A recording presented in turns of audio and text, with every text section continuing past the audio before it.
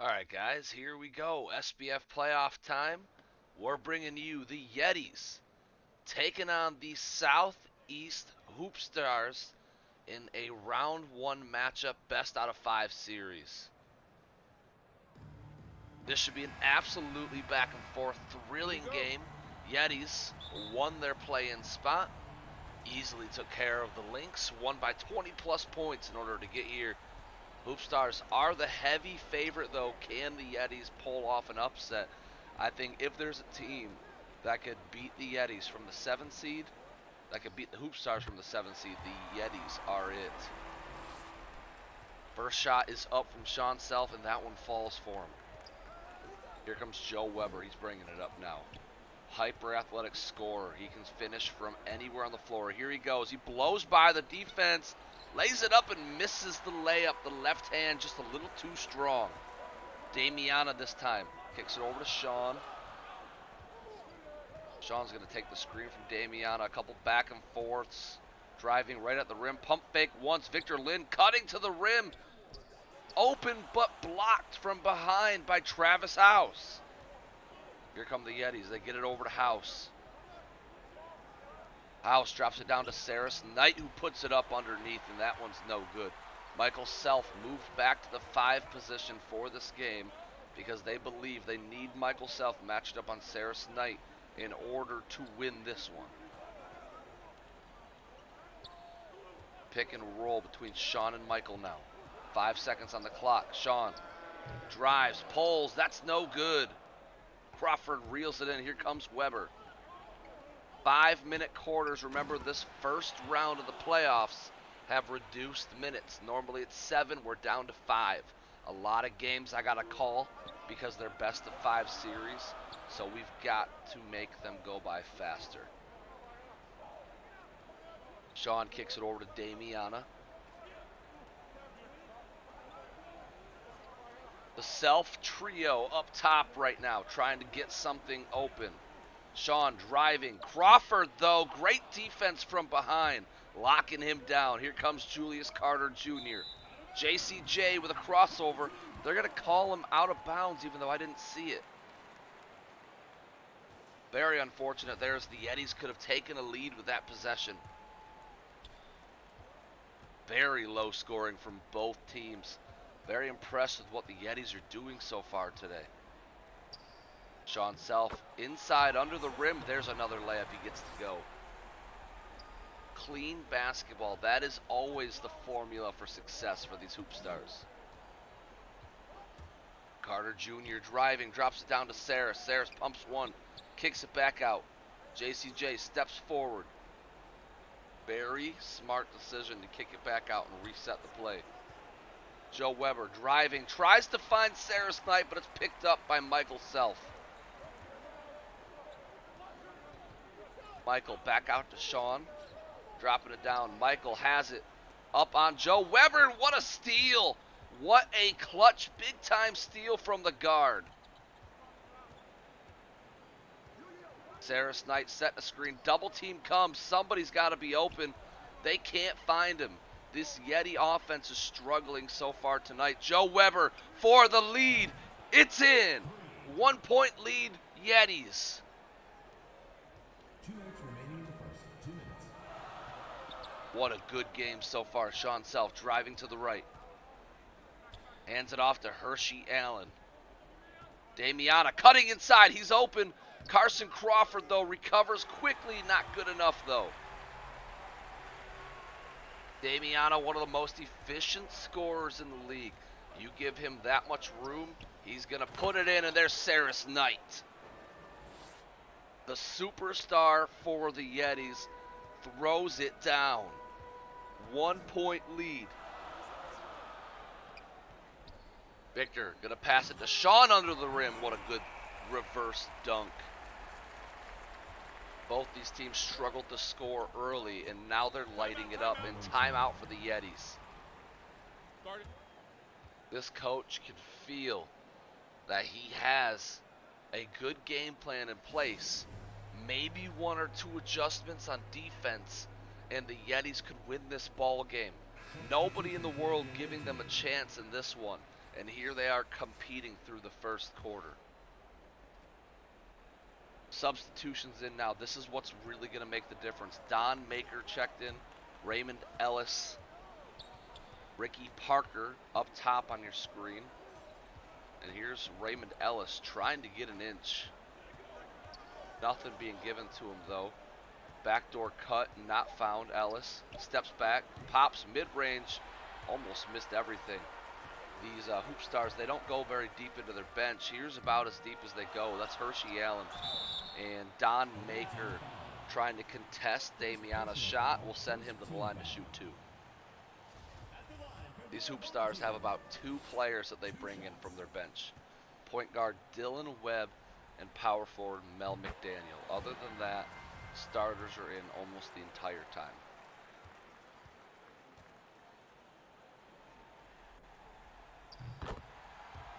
Both shots fall there for Damiana. And here comes Ricky Parker, Mr. All Offense himself. Doubted when he first joined the league. Nobody thought he could compete with his height. Since joining, though, he has put on a show, a clinic of offense night in, night out. And that was a good score there from Don Maker. This player, Don Maker, has really emerged as a star since coming over from Gotham City. And what a crossover from Victor Lynn. Victor Lynn showing why people sleep on him, why they shouldn't sleep on him. This guy can put it on the floor just as well as he can shoot the three. Everyone wants to talk about Victor Lynn's ability to shoot the three. Nobody remembers that in college at Michigan State, Victor Lynn was one of the best drivers in the league. Absolutely could put anybody on a poster.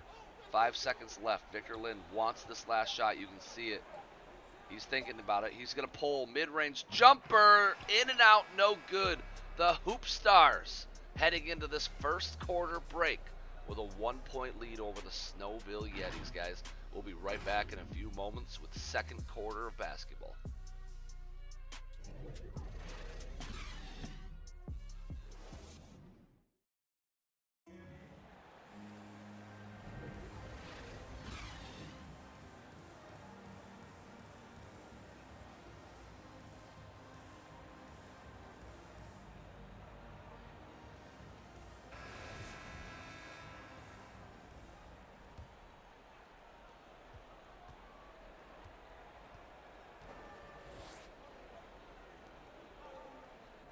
And we're back in the second quarter here. Ricky Parker catches it up top. He's driving to the left. Don Maker down low. He wants it going up on Damiana. Lays it up with the left hand. That one's no good. Outlet pass to Victor Lynn. HoopStars in transition now. Out of the break, HoopStars looking to grow this lead. They don't want to keep this game close. They would love to put it out of reach really early. Damiana backing him down. Pivots left, swings right, and scores. Damiana Self putting on a show in this one. Ricky Parker, a couple of crosses, using that speed, driving. Alley-oop to Rudolph Conley. Rudolph throws it down. And now here comes Dylan Webb right at the rim, lays it up and in. Dylan Webb, such an elite scorer. Most teams around the league are looking at him and wondering, what could he do as a starting point guard in my offense? That's how good he is. The only problem is this league is about to become very deep at the point guard position when these rookies come in. So it's going to be interesting to see what players like Dylan Webb end up doing with this new class of rookie guard coming in. Hershey Allen's going to put up a three real quick, very early into the shot clock there. Doesn't fall for him. Maggette kicks over Raymond Ellis. Ellis, got to be careful of that baseline. Victor Lynn absolutely clamping him. Ellis puts it up, and that one's no good. Damiana with the rebound. Hershey Allen walks up and drills a three. Puts the HoopStars up by 6.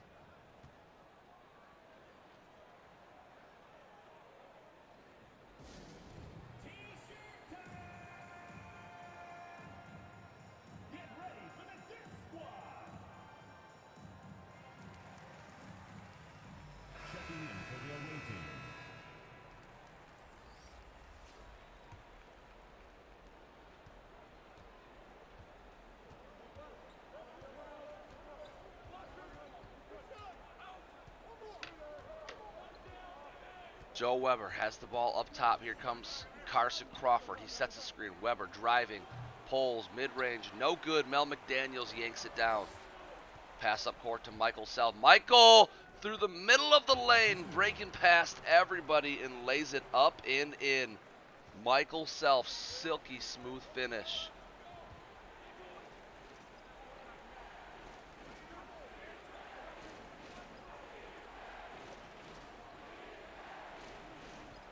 Dropping it down low, Julius Carter Jr. He's going to put it up. This Yeti offense is stagnant right now.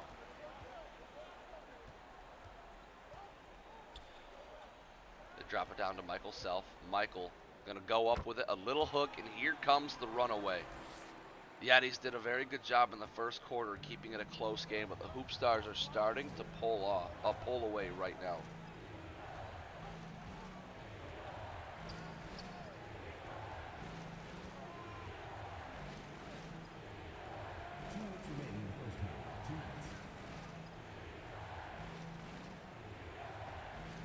Julius Carter Jr. He's got ISO on the left side. He turn, fade, puts it up, and that one's no good.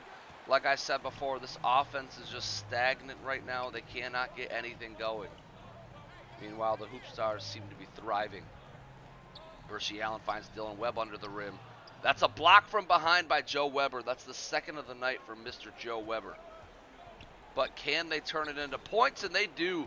Michael Self goes for it all, tries to steal the basketball, misses, and it turns into 2 easy points.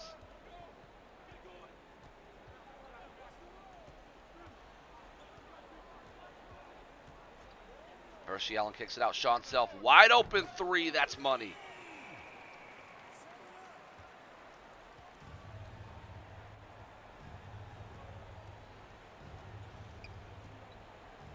Here comes Maggette. He's bringing the ball up court. He's going to force the mid-range up, and that's just not good. Early into the shot clock, heavy contest. Didn't even look for a teammate for a second. Shot up. Sean Self does the same thing there.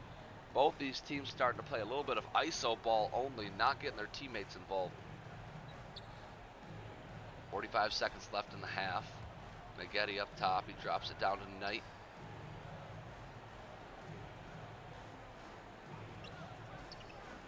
Knight's going to kick it out to Joe Weber. 3 seconds left. Weber driving. Pulls. That one's up and no good. Joe Weber can't hit it. The Yetis really needed that one to get some momentum going into the half. But here come the HoopStars with a chance. 6-second difference between the shot and the game clock. Sean, crossover. The double team comes. Hershey, wide open 3. Bang! Hershey Allen puts the HoopStars up by 14. Yetis, one last chance to score before the half. Here comes Weber. Quick lay-in. Scored so early into the shot clock that now the HoopStars have a chance. 5 seconds. Dylan Webb going to have to run up court. 3. Webb pulls. 3 ball. That one's up and no good. Heading into halftime now, we have a 12-point lead for the Southeast HoopStars. SBF basketball will be back after the halftime show.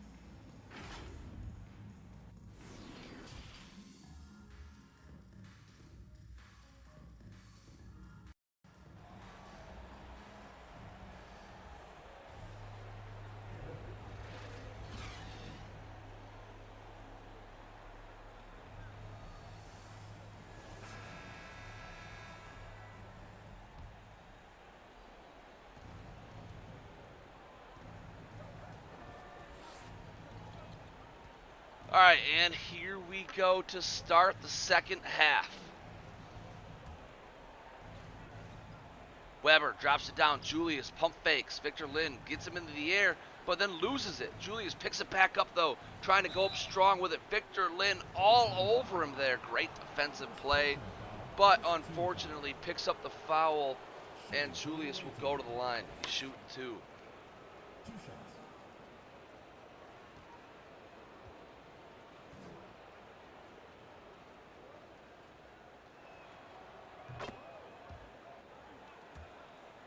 Julius Carter Jr., a feel-good story for the league. This guy came into the league with very high expectations, picked up by the River City Stallions. He was their star player. This guy absolutely fell apart. Julius Carter Jr. became nothing, honestly. Really played himself out of it. Really, it's hard to explain. Julius Carter Jr. never played terrible, but just started to, you saw the writing on the wall there in River City. You saw that they were just moving on from him, involving him less and less. So when he was out of River City, everybody kind of thought that was the end of Julius Carter Jr. Like, they would only move on from this superstar if he was done. And at the beginning of his career, after his bounce around began, he went to Magic City. He didn't really do anything there.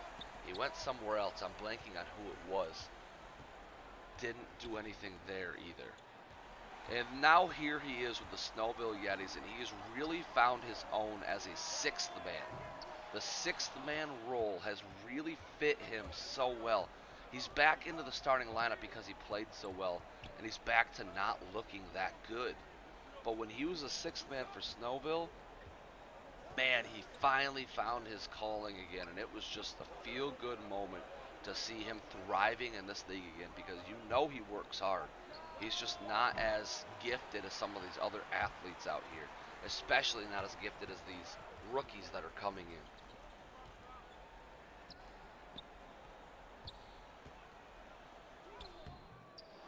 Michael Self with the lay-in, that's no good. Carson Crawford, that's going to be a problem with him playing the 4. Getting matched up against somebody like Michael Self, that's going to be a massive size advantage for him. And the Yetis are going to call a timeout. Down by 12. They know they're not out of it, but they're going to need to start making shots if they want to win this one.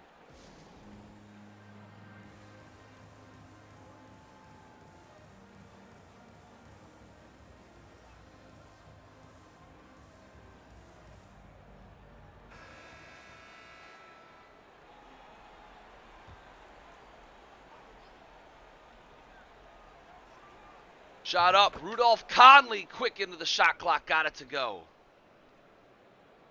Lead is just 9 now.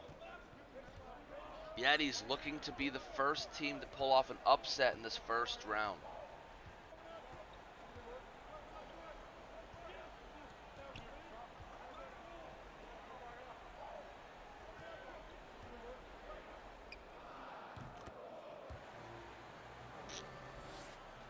Victor Lynn's going to score very quickly.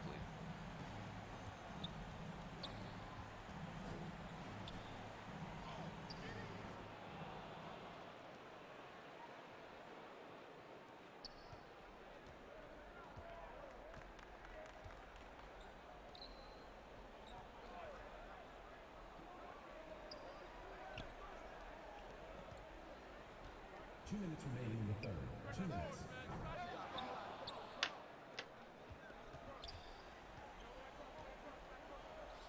Weber's going to find Ellis driving through the middle of the lane. That one's good. 7-point lead. Yetis slowly coming back. Starting to lose my focus over here as an announcer. Got other things going on. But this game is starting to get in. Sean Self throws it down. Right as I start to talk good about these Yetis, they allow an easy dunk. Come on, boys. Yetis basketball.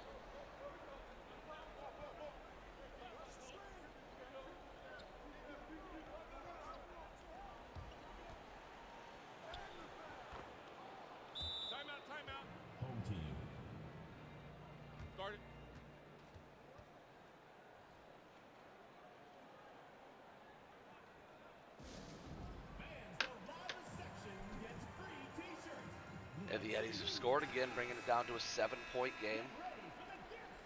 Guys, again, I feel like I say this far too often. I wish I could dedicate my life to making content and calling these games. I apologize when I have games like I do right now where I am working, doing other things, and trying to get content.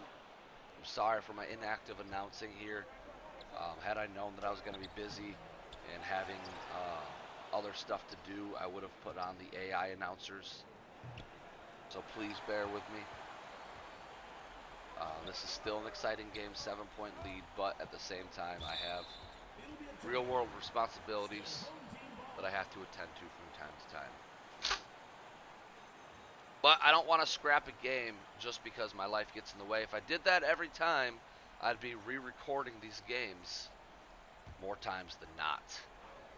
Yetis squandered an opportunity there to cut into the lead even further because of Raymond Ellis's ball hogging down under the rim. Ended up leading to an easy slam from Mel McDaniels.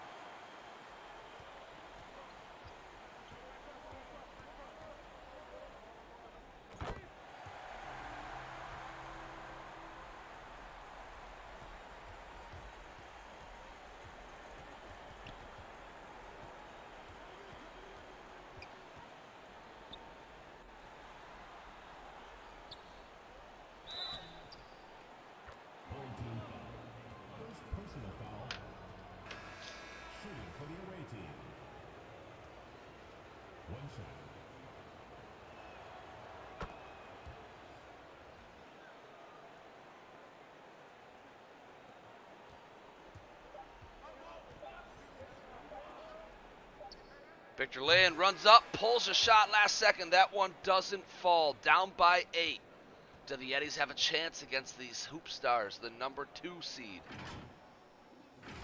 We'll find out when we come back in a few moments.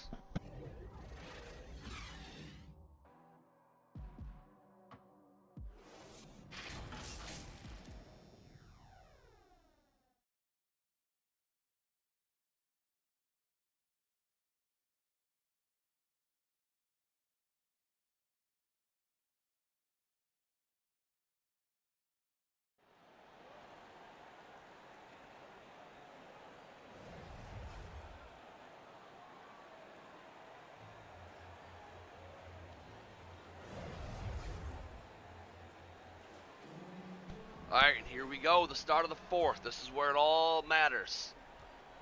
HoopStars could either run away with this victory here, or the Yetis could complete the comeback. And starting off the quarter, good if you're a Yetis fan. Good defense there from Weber, and here we go. Joe kicks it out. Julius Carter driving under the rim, up and under, no good. And that is the problem with Julius Carter Jr. as a starter. There are other talented players around him. They would like to get those players involved as well. As a 6th man, he's coming in with people who aren't as good at scoring. You want to see Julius Carter take those shots, try to draw the foul. But when you have Joe Weber, Cyrus Knight, Rudolph Conley on the floor next to you, you can't be wasting possessions like that. Same thing with Joe Weber.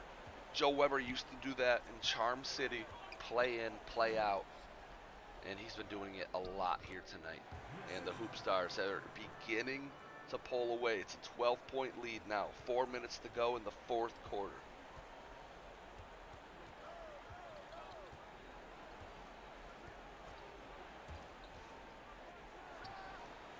Julius Carter going to put up another tough shot between Carter and Webb. They're just shooting them out of this game right now. Hershey Allen going to take the screen from Damiana. He's going to pull. He's taken some very questionable shots tonight as well.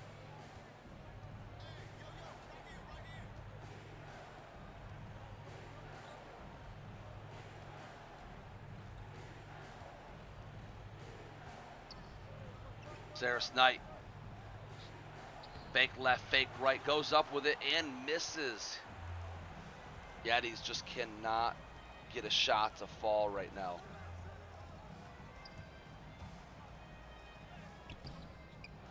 Shot up there for the HoopStars. That was great defense there from Saris Knight. So this Yetis team, they're in the market for first round draft picks. They want to rebuild this organization. I'm going to spend a minute now and look at best fits for some of these star players.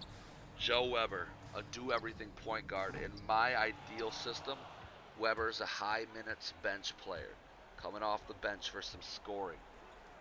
Who needs that right now more than the Stingrays? Off their bench, they've got nobody from the guard position coming in doing that. Putting people on posters, creating offense from nothing.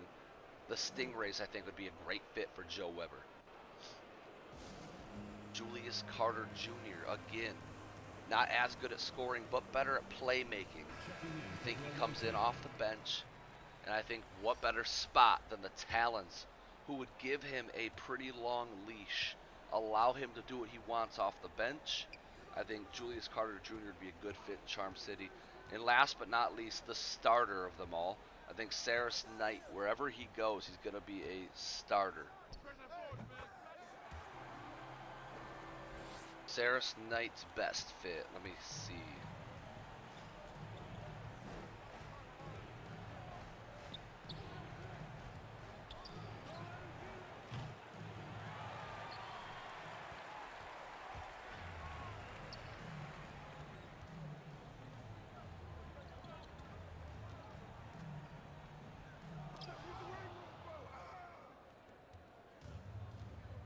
Two minutes remaining in the game. 2 minutes. Assist from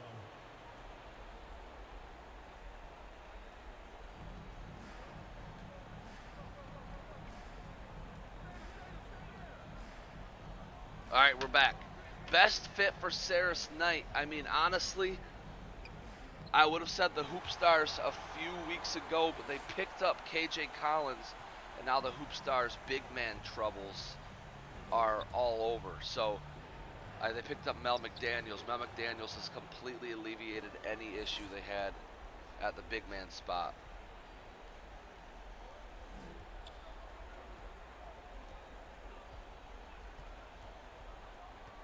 I'd say a great fit for Saris Knight would probably be Red Rock Rattlesnakes if we're going with current roster. You can put Saris at the 5, keep Harvey at the 4, and then your big man troubles are over.